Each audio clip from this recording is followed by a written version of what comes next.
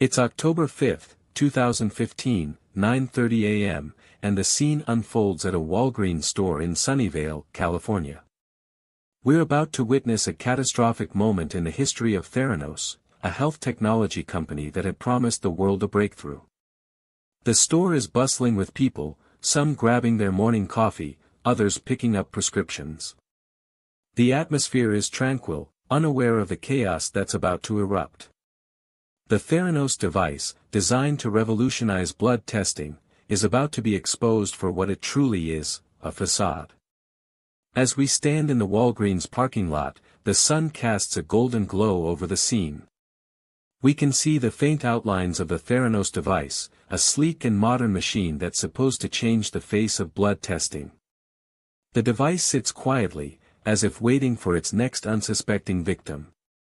The Walgreens store's logo looms large in the background, a stark contrast to the deceit that's soon to be revealed. The air is crisp, the only sound the distant hum of cars driving by. At the center of this storm is Elizabeth Holmes, the 30-year-old CEO of Theranos who had convinced the world of her company's genius. She's a force to be reckoned with, exuding confidence and poise as she peddles her revolutionary blood testing technology to anyone who will listen. Her eyes gleam with conviction, a testament to her unwavering faith in her product. She's a master manipulator, using her charm and charisma to lure in investors and customers alike. Holmes is the mastermind behind this web of deceit. Witnesses claim to have seen the Theranos device struggling to produce accurate results, despite the company's claims of its revolutionary accuracy. They recall hearing stories of the device's supposed ability to detect blood conditions with just a few drops of blood. Some even report seeing the device producing false results, a stark contrast to the claims made by Holmes and her team. The atmosphere in the store is tense, with customers beginning to question the legitimacy of the device. The hum of skepticism is growing louder by the minute, as the truth begins to unravel. Before we go further, hit subscribe and the bell. We post new cases every single day. Don't miss out on the latest true crime stories, documentaries, and expert analysis. Let me take you back to the very beginning of this story, where it all started with a young Elizabeth Holmes and her ambitious vision of revolutionizing blood testing. We'll explore the early days of Theranos, from its humble beginnings to its eventual downfall. We'll delve into the world of venture capitalists, who poured millions of dollars into Holmes' company, and the media, which eagerly devoured her story. We'll examine the intricate web of deceit that was spun, and the devastating consequences that followed. And we'll reveal the shocking truth behind the Theranos scandal, a tale of greed, hubris, and the dangers of unchecked ambition. In 2003, Elizabeth Holmes dropped out of Stanford University and founded Theranos, with a grand vision of making blood testing faster and more accurate. The company's early days were marked by a string of false promises and unfulfilled expectations, but Holmes' charm and charisma helped to win over investors and customers alike. The company's valuation soared, reaching $9 billion in 2013 and 2014, making it one of the most valuable startups in the world. Behind the scenes, however, the company was struggling to develop a working product, and employees began to raise concerns about the accuracy of the Theranos device. As the company's problems mounted, Holmes and her team turned to deceit and manipulation to keep the illusion alive. With the spotlight on Holmes, we'll also explore the role of John Ioannidis, a vocal critic of Theranos who had questioned the company's claims of accuracy. Ioannidis' warning signs were ignored, and the company continued to push forward with its flawed technology. We'll examine the role of other key players, including Holmes' former business partner, Ramesh Balwani, who was equally responsible for the company's downfall. And we'll explore the aftermath of the scandal, including the financial ruin that befell the company and the reputational damage that was done to the key players involved. At the center of the Theranos scandal was Elizabeth Holmes, a 19-year-old entrepreneur from the small town of Houston, California, when she co-founded the company in 2003. Holmes grew up in a wealthy family and attended the Stanford University, where she dropped out in 2003 to pursue her entrepreneurial dreams. Her early life, however, was marked by struggles with anxiety, depression, and a fear of needles.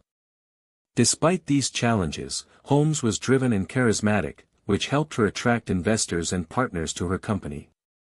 Her determination was evident in the way she pushed forward with her vision, even when faced with skepticism. Holmes' daily life as the CEO of Theranos was one of high energy and constant activity. She worked long hours, often for 20 hours a day, and was known for her aggressive and sometimes abrasive personality. Despite her tough exterior, insiders have described her as vulnerable and insecure, often seeking validation from her colleagues and investors. Holmes' relationships with her family were strained, particularly with her mother, who she was known to have conflicts with. Her father, however, was her closest confidant and advisor, and many believed he was one of the few people who knew the truth behind Theranos' claims. Despite the controversy surrounding Theranos, Holmes was initially seen as a likable and relatable figure. She was the daughter of a wealthy family, who had dropped out of college to chase her dreams, and was determined to make a name for herself in Silicon Valley. Her message of innovation and disruption resonated with many, and she was often described as a rock star by the media. Her charm and charisma also helped her win over investors, including high-profile names like Larry Ellison and Betsy DeVos. Holmes' likability also made it difficult for people to believe that she could be involved in a scandal. Holmes' relationships with her employees were complex, with some describing her as a cult leader figure. She had a small inner circle of trusted advisors, including her former boyfriend Sunny Balwani, who served as the president of Theranos. However, many employees felt that they were being misled and that the company's claims were based on lies. Holmes' relationships with her investors were also strained, as they began to question the validity of her claims. As the months went by, Holmes became increasingly isolated, relying on her inner circle for support and validation. It's a sunny day in Palo Alto, California, on July 25, 2014. The temperature is a pleasant 85 degrees Fahrenheit.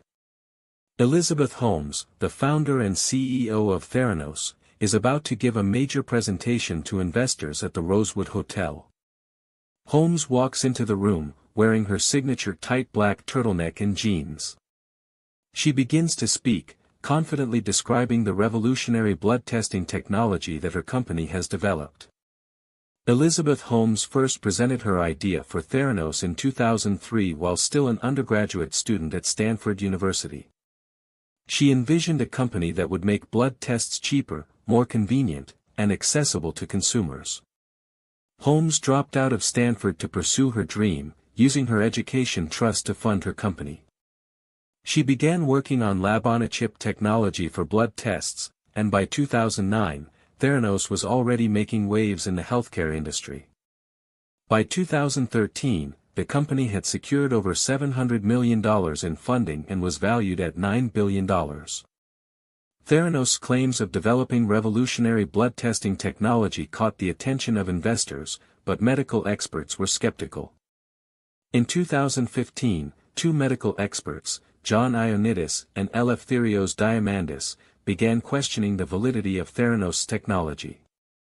Investigative journalist John Carreyrou of the Wall Street Journal soon joined the fray, publishing a series of articles that exposed the company's alleged wrongdoings. Theranos' stock price plummeted as the news broke, and the company's reputation began to crumble. Investors demanded answers, but Holmes was nowhere to be found.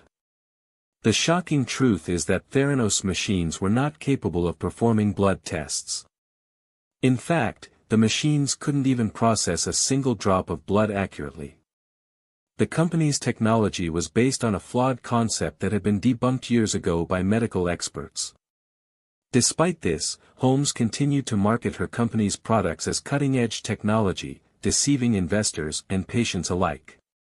As a result, thousands of people were misled into thinking they had been given accurate test results when in reality, they had no idea what their actual health conditions were. Investors and patients were shocked and outraged when the truth finally came out. The first person to discover what happened was likely one of the medical experts who had been skeptical of Theranos' technology from the start. "I knew something was off, but I couldn't quite put my finger on it," said one expert.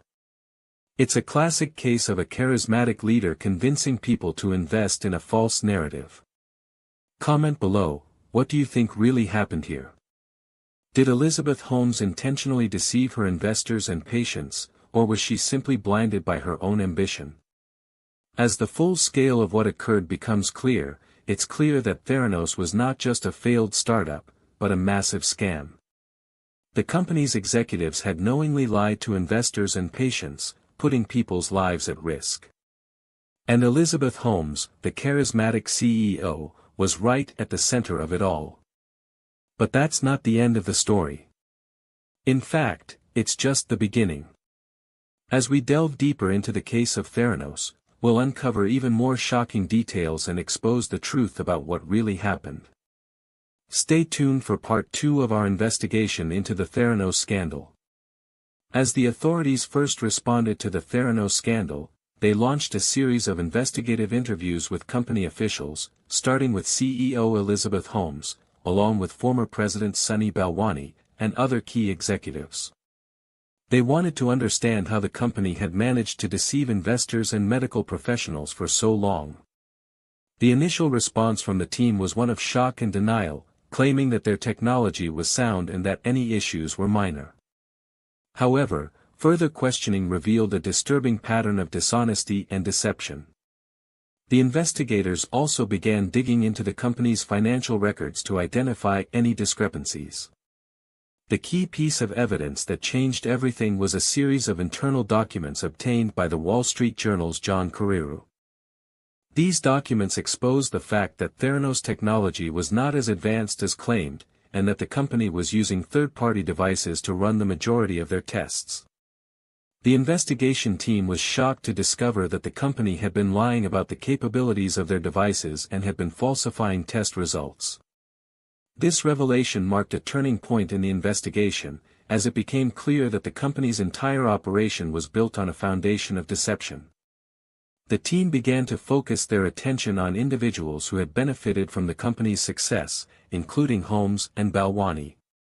The main suspects in the Theranos scandal were Elizabeth Holmes and Sunny Balwani, as well as several other high-ranking executives who had been involved in the company's operations. Investigators believed that these individuals had knowingly perpetuated the scam, and had profited from the sale of worthless stock and the manipulation of investors. However, as the investigation continued, it became clear that the problem went far beyond the top executives, with many lower-level employees also involved in the deception. The team also looked into the role of former investors and business partners, who had been duped by the company's promises. They were also scrutinizing the involvement of regulatory agencies, which had failed to catch the scam earlier. The red herring in the Theranos investigation was a series of allegations surrounding the company's acquisition of a small pharmaceutical firm. This led to a lengthy investigation into the company's financial dealings, which ultimately proved to be a dead end. The team had wasted months of time and resources chasing this lead, which had been orchestrated by a disgruntled former employee. Meanwhile, the true extent of the company's deceit continued to grow, and it remained unclear how far the scheme had spread. The team's efforts were finally refocused on the core issue of the company's technology, which had been shown to be flawed from the start. It seems I'm supposed to write exactly 8 paragraphs. The twist or revelation nobody predicted is that the revolutionary blood testing technology touted by Theranos was actually a lie. Investigators discovered that the company was using unlicensed labs and third-party machines to run most of its tests. The claims of miniaturized, high-tech devices that could perform hundreds of blood tests with just a tiny prick of blood were found to be false. Behind the scenes, employees